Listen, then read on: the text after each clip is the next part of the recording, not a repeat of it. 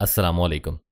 अशफाक अहमद साहब की किताब ज़ाविया की तीसरी जल्द से जो आज हम चैप्टर सुनेंगे उसका नाम है क्रेडिट कार्ड रिश्ते।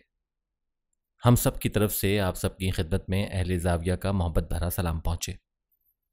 ज़िंदगी कुछ ऐसी बेमानी हो गई है, मैं उसे मसरूफ़ तो नहीं कहता, कि इंसानों से ताल्लुकात टूटते जा रहे हैं और अपने अपनों से बहुत ही दूर होते जा रहे हैं।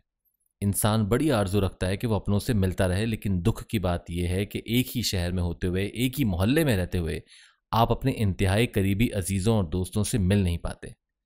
मैं छोटे शहरों के बारे में तो कुछ अर्ज़ नहीं करता, इसलिए कि वहाँ तो अल्लाह का बड़ा फजल होगा और वहाँ के लोग आपस में मिलते रहते होंगे। लेकिन बड़े शहर कुछ इस तरह से बदनसीबी की लपेट में आ गए हैं कि वहाँ पर रिश्तों के जो मामलात हैं वो ठीक तरह से तय नहीं हो पा रहे।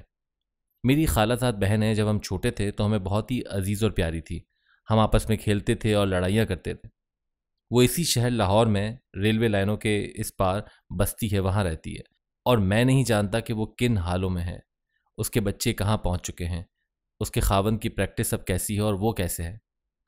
मैं जब बैठकर इसका तज्जिया करता हूँ कि ये हो कैसे गया है, मैं तज्जिए के बाद इस नतीजे पर पहुँचता हूँ कि मुझे अपने ही ऐसे काम हैं कि जान नहीं छूटती।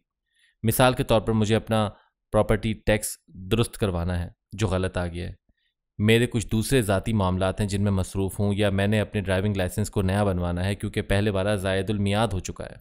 वहाँ जाकर पता चलता है कि मैं बहुत बूढ़ा हो चुका हूँ, मेरी आईसाइट ठीक नहीं रही। अलबत्ता मैं अपनी नज़र चेक करवाने के लिए जाता हूँ, लेकिन उसका सर्टिफिकेट हासिल करने के लिए मुझे फिर चक्कर लगाने पड़ते हैं। मेरा बेटा लाहौर से ज़रा दूर रायवंड में रहता है, वहाँ गैस की सहूलत नहीं है, लिहाजा मुझे उसे गैस सिलेंडर फराहम करने के लिए उसके पीछे रायवंड जाना पड़ता है। हमारे मुलाजिम को कुत्ता काट गया तो उसे 14 टीके लगवाने के लिए मुझे अस्पताल जाना पड़ा। मैं वहाँ भी गया, लेकिन रेलवे के इस पार रहती अपनी बहन के पास ना जा सका। उसके और मेरे दरमियान जो ये सारी आम सी चीज़ें हाइल होती रहती हैं, उन्हें दूर नहीं कर सकता। मुझे 11 किताबों के दिबाचे लिखना है, मुझे मुशायरे की सदारत करनी है।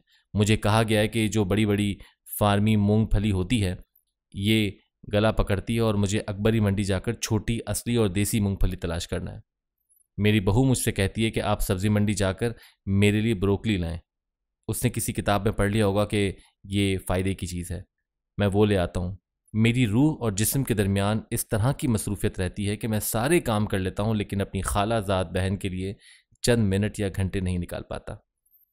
ये कोई बड़ी मसरूफियात नहीं है, लेकिन ये ज़िंदगी में हायल होती रहती हैं और साला साल चलती रहती हैं, और मैं रेलवे फाटक क्रॉस नहीं कर पाता कि अपनी बहन का हाल अहवाल मालूम कर सकूं।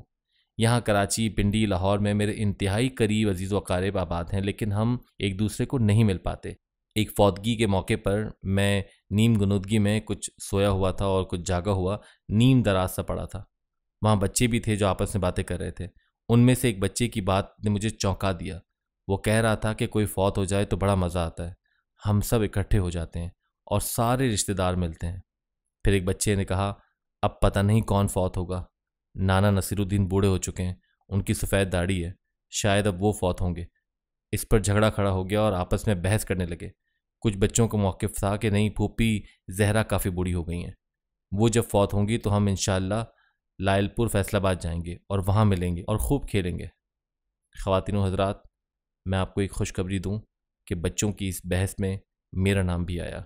मेरी भांजी की छोटी बेटी, जो बहुत ही छोटी है, उसने कहा कि नाना अशफाक भी बहुत बूढ़े हो चुके हैं।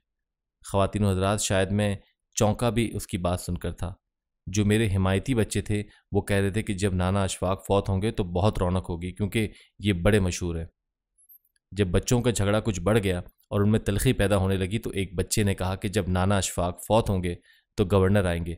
उस पर एक बच्ची ने कहा कि नहीं, गवर्नर नहीं आएंगे, बल्कि वो फूलों की एक चादर भेजेंगे, क्योंकि गवर्नर बहुत मसरूफ़ होता है। तुम्हारे दादा या नाना अब्बू इतने भी बड़े आदमी नहीं हैं कि उनके फौत हो जाने पर गवर्नर आएंगे। वो बच्चे बड़े तल्ख, संजीदा और गहरी सोच विचार के साथ आइंदा मिलने के प्रोग्राम बना रहे थे। जाहिर है बच्चों को तो अपने दोस्तों से मिलने की बड़ी आरजू होती है। हम बड़ों ने ऐसा माहौल बना दिया है कि हम रिश्ते भूलकर कुछ ज़्यादा ही कारोबारी हो गए। चीज़ों के पीछे भागते फिरते हैं, हालांकि चीज़ें साथ नहीं देती। हम जानते भी हैं कि रिश्ते ताकतवर होते हैं और हम रिश्तों के हवाले से ही पहचाने जाते हैं। आप भाई, माँ बाप, बीवी बेटी, चाहे कोई भी रिश्ता देख लें, हमें किसी न किसी रिश्ते में बंधना पड़ेगा ही, चाहे घर का रिश्ता ही क्यों ना हो। हम किसी न किसी रिश्ते में बंधे हैं, आज़ाद नहीं हैं, लेकिन हम कहते हैं कि नहीं, हमें तो बहुत ज़्यादा पैसे की ज़रूरत है। हम तरक्की का मतलब माली तौर पर इस्तेकाम होने को कहते हैं। ख़वातीनो हज़रात, अगर हम कहें कि हमारी इक़दार बदल गई हैं तो ये बात गलत है। इक़दार अब भी कायम है। सच्चे झूठे, दयानतदार और बददयानत में अब भी वाज़ेह फ़र्क है। हम चाहे घर बदल लें, मोहल्ला या शहर बदल लें, कदरें हर जगह मौजूद होंगी। खौफनाक बात तो यह है कि हमारे बच्चों को एक दूसरे से मिलने के लिए हमारे फौत होने का इंतज़ार है। ये खराबी बच्चों की नहीं है, हमारी है। मैं तो ऐसी ख्वाहिश को उनकी खूबी गर्दानता हूँ। वो मिलने के तो ख्वाहिशमंद हैं। खुदा के लिए कोशिश करें कि हम अपने रिश्तों को जोड़ सकें। ऐसी खलीज हायल ना होने दें कि मुलाकातें सिर्फ किसी के फौत हो जाने की मरहून मिन्नत ही रह जाएं। रिश्ते बड़ी तेज़ी से टूट रहे हैं। ये क्रेडिट कार्ड्स रिश्ते नहीं जोड़ सकते, और कोई 5 साला मंसूबा ये काम नहीं होगा। ये काम तो हमें आज ही करना पड़ेगा। वजूद कपड़े पहनने से दिलकश और डेकोरेट नहीं होगा, उसके लिए अंदर की सफाई भी ज़रूरी है। अपनी कोताहियाँ जानने की ज़रूरत है। अपने रिश्तों को पहचानने के लिए और एक दूसरे के करीब रहने के लिए वो वक्त निकालना पड़ेगा।